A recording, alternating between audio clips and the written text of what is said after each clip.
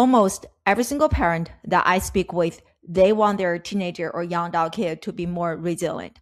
I totally agree that resilience is a very important life-ready, future-ready skill. However, in this day and age where we have so many disruptions and so many changes, if you want your kid to have long-term success, resilience alone is no longer enough. It is no longer a sufficient quality if you want your kid to have a good job, have long-term success.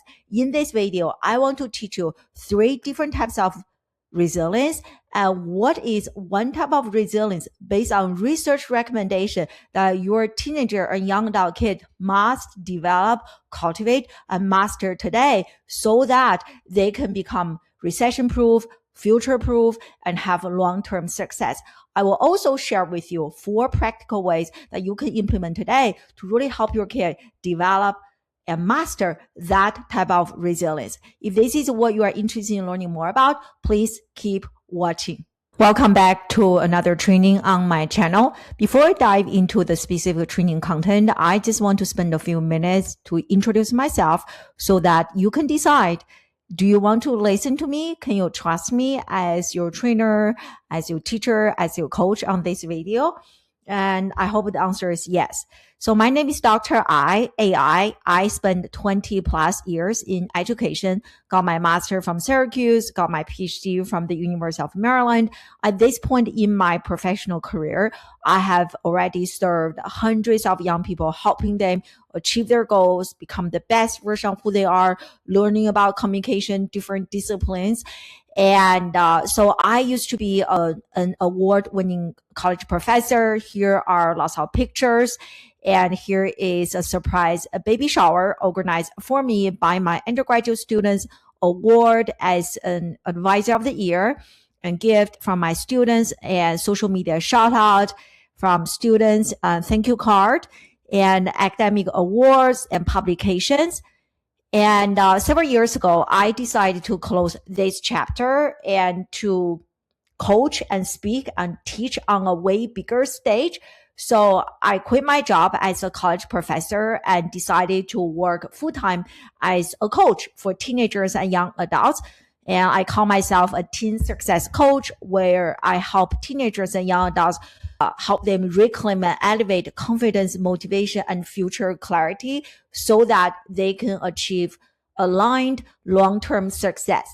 And so here's me with my logo, my mug, and me and my 3 kids, and they're holding a planner where I give my students a copy of my planner to really help them enhance their executive functioning skill. Interviewed by Forbes and interviewed by Inside Higher Education.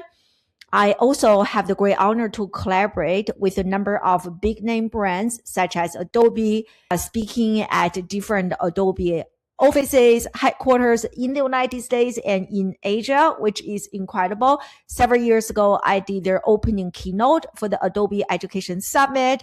And that's me. And that's me again. And that is me again. And online collaborations with Adobe.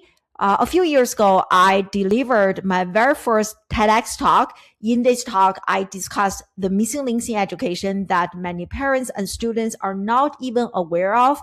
So this talk is actually featured on the main TED platform. Such a great honor. I'm a regular education thought leader on LinkedIn. So here is a gift box from LinkedIn that I still have today. A shout out from LinkedIn for sharing impactful knowledge. And 2 years ago or so, I had the great honor to collaborate with Glamour Magazine and Katie Couric. So that is me here. And they did a series called Daring to Disrupt. So I was featured as an education disruptor.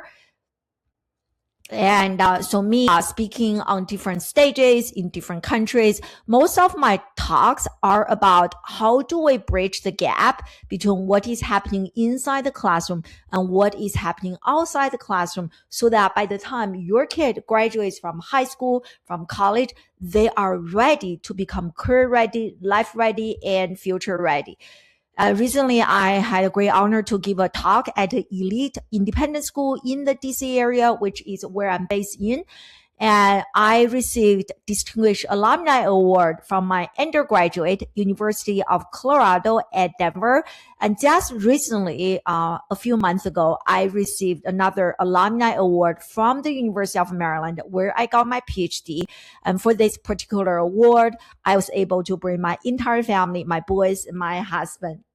It was such a full circle because it was about 20 years ago. I got my degree, and 20 years later, I got this award. So that is me, and I hope this give you enough context and information to help you make an informed decision. Do you want to listen to me or not? And I also recommend you check out this video here or here, in which I shared my entire journey from struggling with a really bad eating disorder as a high schooler to achieving incredible success that I have today, doing what I love and receiving recognition. And so definitely check out that video. In that video, I also shared with you what is my solution that facilitated my incredible transformation. Okay. So without any further ado, let's dive into the training content. Here is an overview of today's training. 4 sections. The first one, I will share with you what is a hidden problem that most parents are not noticing. This hidden problem goes way beyond the apparent challenges that you are observing in your teenager or young adult, such as social media, video game addiction, lack of motivation, doesn't feel good enough, not taking initiative, forgetting about deadlines, all of that, feeling constantly stressed. And so we're going to look at that hidden problem. Second, I'm going to share with you 3 different types of resilience, and based on this book, one of my favorite books. And I will also share with you what research has recommended as the best type of resilience that a young person must develop if they want to achieve lifetime success. And number 3, I'm going to share with you as a mom, from my perspective, what are some of the uncomfortable realities facing us today as mom, dad, grandparents. And number 4, I will share with you 4 tested and proven solutions that you can implement today, right away after you finish watching the training, to really help your kid develop that specific type of resilience recommended in this book and by different types of research. Let's go. Let's look at the very first one, the hidden problem. I talk to teenagers and young adults on a daily basis, and on the surface level, many young people are struggling with fear of failure. One mistake can destroy them. Because they're afraid to fail, they don't want to try anything new. They want to stay inside their comfort zone. This is especially the case if you have a high achieving kid, because they really want to protect that identity. I'm the perfect A student. I'm always successful. So fear of failure and perfectionism, many young people, especially high achieving female students, they really trap into that perfectionism, people pleasing. They want to protect that perfect image. And number 3, for emotional fragility, one small mistake, one small rejection, relationship breakup, conflict with a roommate, and a teacher said something, they didn't do really good on one very simple small exam.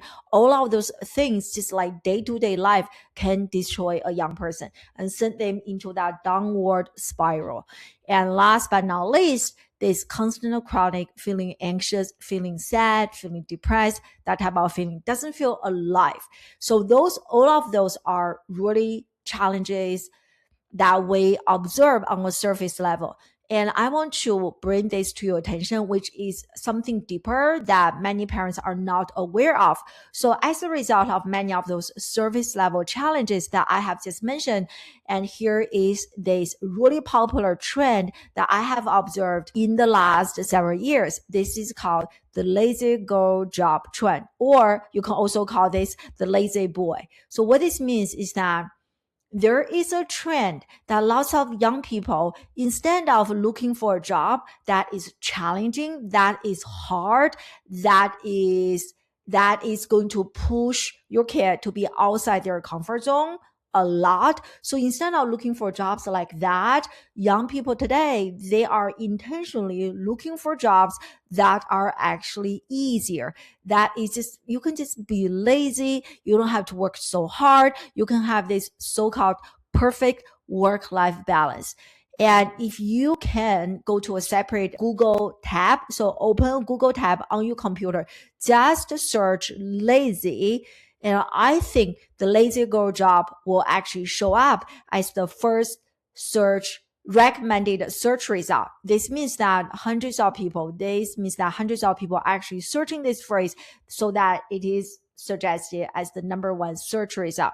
So this trend is popularized by this young lady here. I don't really know her name, but I discovered her through a number of mainstream media interviews with her regarding this lazy girl job trend. So this is actually how she defines. And if you are interested, I'm going to share the link to this video in the description box. You can check it out. But this is the young lady here. So a few core characteristics of lazy girl job, and such as quiet quitting, and they just kind of mentally check out. You can't really fire them. They are doing the bare minimum. Think about it. If you are a parent watching this right now, our generation, are we just striving to do the bare minimum? I don't think so. I think we're always going above and beyond to impress our boss, to live up to our own standard. But this lazy girl job trend is nothing like that. Quiet quitting. And number two, emphasis on safety over trying challenging tasks, as I mentioned earlier. And they want to play safe. And number three, short-term solution. This really reminds me of social media, short-term content. Young people love short-term content because it gives them that instant, immediate gratification without investing in too much effort. And almost all the students I work with, from public school, private school, high achieving or average students, almost all of them have this challenge with short form content. And many of my students on average from 1 hour, 2 hours, in more extreme cases, 5 hours a day consuming short form content because they really love that instant gratification, that instant reward. They don't have to think about the stress. They don't have to worry about the next exam, job search, competition, sports, and internship application. So short term, just like short form content, can really give a young person that instant gratification. You feel good, you forget about problems, as opposed to long-term growth. And last but not least, a lazy girl job trend really has this emphasis on removing challenges. Just give me whatever is easy. Give me an easy job so that I can have work-life balance, so that I don't have to be stressed. I don't even know if there are jobs like that, but maybe I should follow her and check her out. So those are just some of the common characteristics. And on the surface level, you think, oh, wow, if you just do a lazy girl or lazy boy job, maybe you will have this perfect work-life balance and you are going to have a stress-free job. And that is actually incorrect. And I really love this article published in the Wall Street Journal, written by Professor Susan Welch from NYU. And she said that lazy girl jobs will actually not make Gen Z less anxious, even though they think lazy girl jobs will actually make them less anxious. So what is the solution? I argue the solution is that instead of looking for jobs that are easier, hey, why not make yourself become stronger, aka resilience? So that is our discussion. What inspired me to do this video? So as I shared with you earlier, this is the book that has really taught me a lot about resilience. I highly recommend you check out this book. So in this book, the author argued three types of systems in terms of handling stress, and from the lowest level to the highest level. The lowest level is fragile. And so imagine, I don't really have a glass jar, but imagine this is a glass jar or cup. If I drop this glass jar on the ground, what will happen to this glass jar? Just like the image you see here, what will happen? It will become shattered, right? So fragile system shatters under pressure. I want to pause here for a second because so many of us, parents included, myself included, we are raising our children as if they were the fragile glass. They cannot handle any type of pressure. A little bit of pressure, they will be destroyed. And here are some signs of a fragile student. They panic over very small mistakes. They really avoid difficult challenges, just like this lazy girl, lazy boy job trend, and they quit after the first sign of failure. And they really interpret failure as a statement about their own identity. This is something I hear from my students all the time. Dr. I failed, therefore I am a failure. So they see failure and then, or they experience failure and then they have that identity declaration, therefore I am a failure. And just like this glass. So this is the lowest form of resilience, very, very much fragile. So one level higher is actually the common knowledge resilient. So what you see here, this picture is actually rubber band.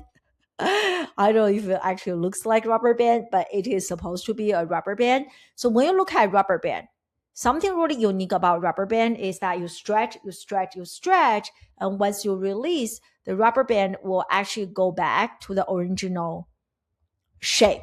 That is resilience. And that is what everyone's talking about, that we want our children to become resilient. And so here are some examples. A resilient student fails a test, they study harder, and they quickly recover. They actually survive the stress. They return to their baseline.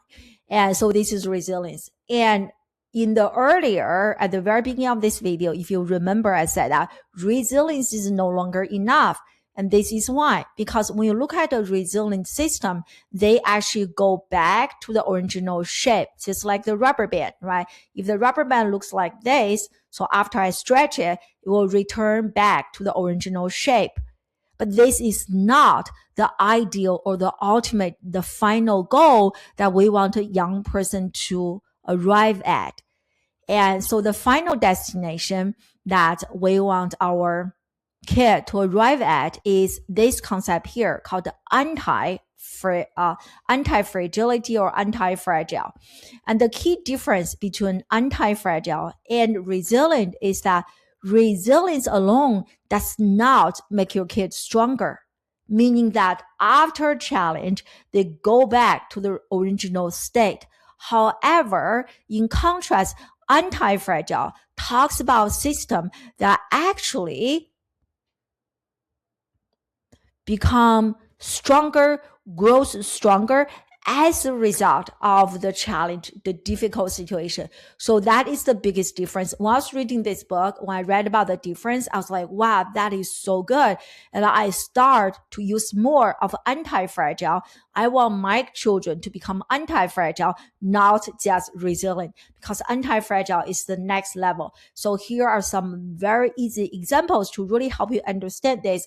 The muscle, right? So if you work out, if you go to the gym every single day, you do resistance training, you know the pressure from the weight is actually making you stronger. The more you go to the gym, your body doesn't stay exactly the same. So after you work out, you do not go back to the original state, just like the rubber band. So after you work out consistently on a regular basis for a year, for example, your muscle is going to grow. You are going to grow. You are actually becoming stronger and better as a result of the resistance training, as a result of the pressure, the weight on your shoulder, on your body. So you become better as a result of the pressure.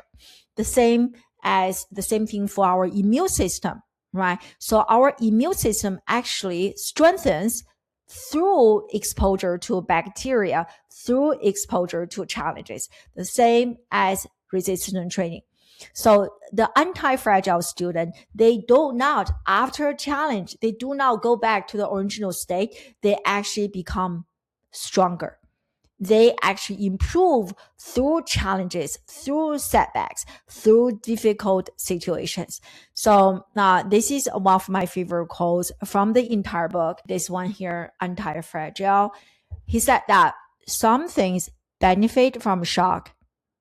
They thrive and grow when exposed to volatility, randomness, disorder, stressor, and love, adventure, risk, and uncertainty. This is almost the complete opposite of the lazy girl, the lazy boy job trend. Let's find the easiest job that we can do. Let's find the easiest task, the journey that we can embark on. Let's just get rid of all the challenges, the stressors in our life so that we can be happy. We can have the perfect work-life balance. So he is arguing the opposite. He said that there are some systems that actually benefit from shocks. We need stressors. We need randomness. We need volatility. We need disorder. We need all those stressors in order to become the best version of who we are, in order to thrive.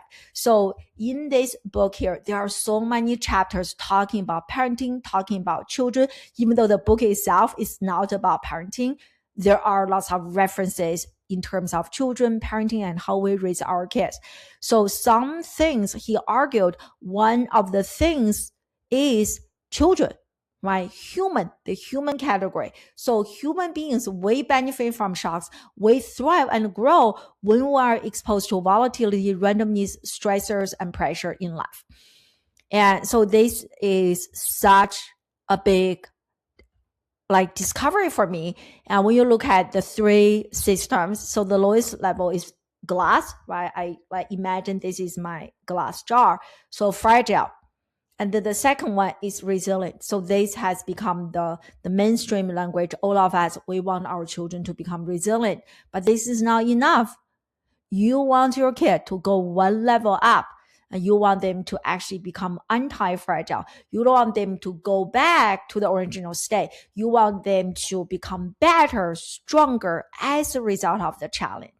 Right? So for me, the easy example I can think of right now is that, hey, let's say that I did a speaking engagement, and I still remember my very first speaking engagement is talking for free at a local library to 5 people, right? So after the 5 people, I can decide, hey, I'm going back to my original state. Can I just stay talking to 5 people that level? Or I can reflect on the experience and ask myself some questions. What did I do really good at this speaking engagement? How can I improve? What are some mistakes that I made? How can I do better next time? So I'm actually becoming stronger as a result of this challenging situation, talking to 5 people at a local library. So the experience itself is actually making me stronger. And I'm looking for a bigger challenge. So, hey, can I try to give a talk to 50 people? And once I survive that, I do the same reflection. And can I give a talk to 500 people? Can I do a talk to 5,000 people? Right? So you continue to grow and you continue to become stronger as a result of the challenge. So that is anti-fragile. This is the highest level. This is why I said earlier, if you are only raising resilient children, that is no longer enough, because our society is only going to become more and more uncertain. Challenges, competitions, disruptions, so many things, and technology advancement, artificial intelligence. You want your kid definitely to be in the anti-fragile category if they want to have long-term success, if you want your kid to survive this global competition. So here are training section number 3. So here are some of the uncomfortable realities facing parents, simply because we love our children so much. And because we have our best intention, we want to help our kids, we love our kids. So many strategies that we do intentionally or unintentionally are actually raising fragile children. Give you some example. And I still remember there was one time, I think we were gone for a fencing competition or something happened. My oldest son missed some homework. And he wasn't actually communicating with his teacher. And my husband immediately was like, okay, let me talk to the teacher, negotiate with the teacher about his grade, and let me help him solve the problem. So he did all of that. And I'm not saying this to criticize him. I do exactly the same thing. Why? Because we are the parents. We want to protect our kids. We love our children so much. However, if we keep negotiating grades, solving every single problem that our kids have, guess what? You and I end up being the people who actually develop resilience, who actually develop anti-fragility, not our children. And another point here is that overscheduling. We maximize every single day, every single hour. We don't want our kid to be bored. And I don't remember where I heard this, maybe from a book, from an article, from a YouTube. I don't even remember. I don't also remember who said this. And this person said that as parents, our job is not to maximize every single hour in our children's schedules. It is okay if your kid is actually bored. And in fact, research has shown that boredom actually leads to creativity. Boredom is actually a good thing for our children's brain to grow and develop. And so it is a good thing, right? So you don't have to worry so much. We have 3 kids, and the old me, so every single weekend, we are trying to maximize every kid's schedule. And we don't do that anymore. So sometimes we take one kid to an activity for that one kid, but the other kids, they will stay bored. And to us, that is okay. All right, so stop over scheduling. And oftentimes when I notice, and so I'll give you a quick story here. So my oldest son, as I mentioned, is a fencer. And so oftentimes I will bring my youngest, my middle son with us to a fencing competition. And my middle son, and he will have so much free time just sitting there watching his brother compete in a fencing tournament. And that's how he developed his interest in Rubik's cubes. And we actually just took him to a Rubik's cube competition. And the reason that he discovered started to play Rubik's cubes is because he was having so much free time sitting at different fencing tournaments. So I'm like, oh wow, something good actually happens, right? So boredom leads to creativity. And the point I want you to remember is that you cannot build anti-fragility in a frictionless childhood. Your kid will need some challenges, will need some stressors if you want them to become anti-fragile. And so here are the last part of this training, 4 solutions that I want to recommend parents. Now, I myself, I'm following my own coaching advice, and I implement all of those things in my life as well. So allow controlled failure, don't solve every problem, honor the process, not just the outcome, and introduce productive volatility. So let's look at each of them. And the first one is allow controlled failure. So I have some examples here. Every kid is going to make some mistake. So here's my belief. If my kid has to make mistakes in life, big mistake, small mistake, I'd rather that my kid make those mistakes when he's still under my protection, when he and I can talk about challenges, when we can brainstorm solutions, as opposed to I protect my kids so much that my kid never experiences any failures and frustrations, problem in his or her life. And then all of a sudden, my kid is starting college, starting a job or internship. Then all of a sudden, my kid is bombarded with all sorts of real life challenges, relationship issues, communication challenges that my kid literally has no experience under their belt to handle those real life challenges. I do not want that to happen. If you have to struggle, if you have to fail, please fail now, fail when you are younger, when you are still with me, when you have my support, my guidance, my wisdom to coach you. Right, so I have some very simple examples here. If your kid forgets to submit their homework or assignment, or they forget to bring their lunch, and we do not, even though we're only 10 minutes away from school and we typically ask our kids to bring their own lunch to school, we do not drive to school and give our kids the lunch. That may sound cruel. However, that is the best way that my kid will actually remember to bring his lunch, because he literally goes through this uncomfortable feeling of hunger. Like, wow, this is how hunger feels. He is going to sit through that uncomfortable feeling so that he will remember, right? Or forgetting assignment, resist the urge to email the teacher. And so just some very simple examples. And if they fail a quiz, fail exam, sit with them in that discomfort. Do not, hey, why don't you do this? So do not show up as a fixer, but show up as a guide.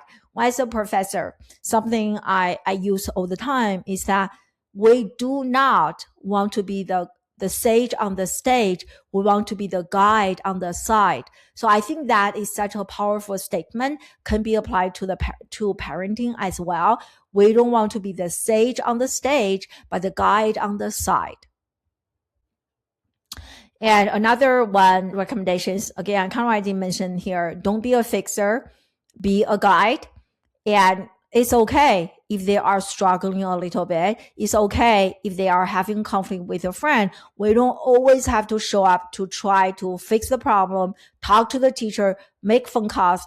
Allow our kid to generate their ideas, to figure out how they plan to move forward, and listen to them to share their feelings, their solutions. And children can be very creative. Sometimes if you just listen and talk with them, they are going to generate their own ideas.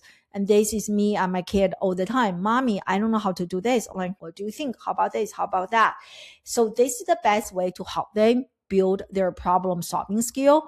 And again, as I mentioned earlier, as parents, if we keep solving their problems, we end up becoming a really good problem solver, not necessarily our children. And strategy number 3 is that we really want to honor the process, not just praise the outcome.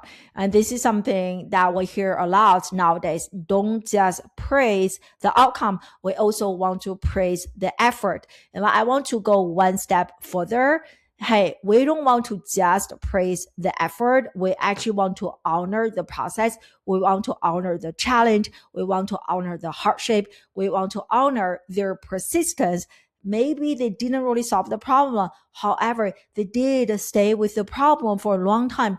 Honor that, right? So I have an example here. I'm impressed by how you kept working even when this task gets really, really hard. You actually didn't give up. So do what you can do to honor the process, to celebrate failures, celebrate mistakes. In my family, we frequently talk about what is a good mistake, what is a good challenge, what is a good failure. So we do not make failure, challenge mean that there's something wrong with the kid. We reframe challenges, mistake, hardships as a powerful process to build very important life skills such as anti-fragility. And last but not least is to introduce productive volatility, because growth requires uncertainty. And I think I saw this interview between the CEO of LinkedIn and a startup company, and the CEO and the startup company CEO, he said that when I look at my own journey, I learned nothing from my success, and every major lesson comes from my failure. And I definitely resonate. When I look at my own life journey, every single failure taught me the most. Success is good. Don't get me wrong. Your kid will need to have some success to acknowledge their progress, to maintain their confidence in the task.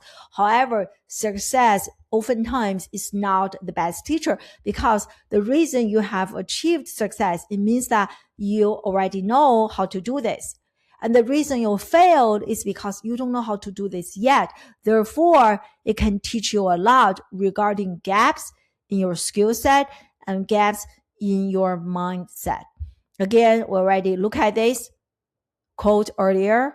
Some things, humans, we need to be exposed to volatility in order to grow and in order to reach the best state. So here are some examples that you can introduce productive volatility to your kid's life. And so join competitions.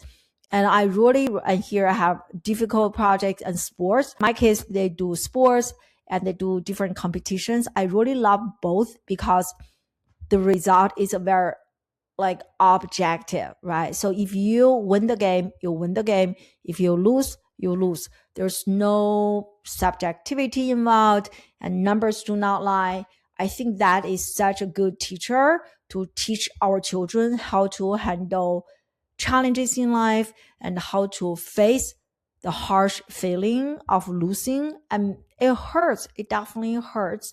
And it is such a powerful way to build their resilience and anti-fragility muscle. And leadership, join different clubs. And you should definitely check out this video here or here. And I shared my experience and what I've learned from being a student for 22 years. In my entire life, I spent 22 years in different classrooms from K-12 to higher education to graduate school. That is altogether 22 years. And my biggest regret after 22 years in school is that I didn't take advantage of learning outside the classroom. And I was just studying to get the perfect test score. It is good, but I was missing out so much. I didn't run for any leadership positions. I didn't join any like camps for fun and volunteering, all of that. I was just a student. And as a result, after I graduated from my PhD, I was not prepared for real life challenges. I have knowledge, I have information, I have read so many books. However, I didn't know how to navigate through real life challenges. So learn from my mistake. The best way for you, for your kid to develop their anti-fragility is through real life challenges. Run for a leadership position. Go help and volunteer at an organization, because any real life projects will have challenges, will have conflicts. And through those challenges, difficulties, and conflicts, your kid, I promise you, your kid is going to develop their anti-fragility. Public speaking, I kind of used that example earlier, and learn to speak in public, and not just in the classroom, but leadership positions, local library, and even better, something I coach my students do is, hey, maybe you can start a podcast. You can interview professionals in your industry. And I still remember the very first time I did a podcast interview with a really well-respected leader in education.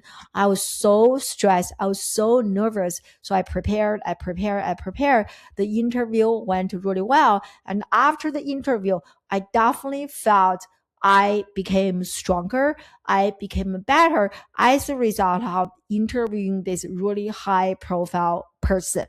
Okay. Again, that is the difference between anti-fragility and fragility and resilience. That is the difference between anti-fragility and resilience. You don't want your kid to be the rubber band, go back to the original form. You want your kid to be the muscle building, right? They grow stronger, they grow bigger, they grow better as a result of the challenge. And the best way is that be intentional and introduce situations that are volatile. Okay.